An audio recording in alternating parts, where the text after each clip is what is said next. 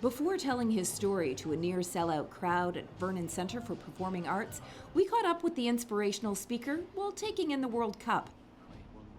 People do seem to be curious that we had this sort of almost insight into death, if you like, you know.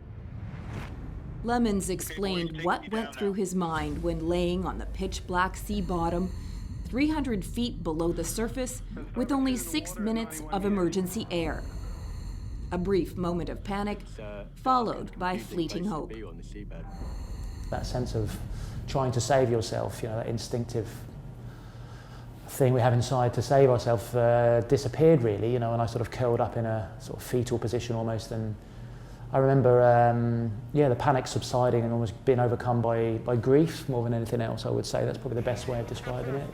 He was 32, had a fiancée, they were building a house and a life, and he was about to lose it all.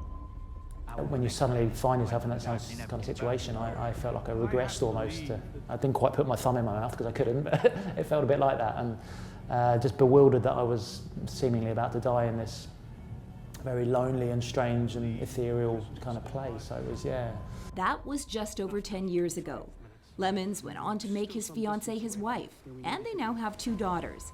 He says he'd love to bring his family back to BC to share what he experienced in his few short days here. In Vernon, Tracy Prediker, Castanet News.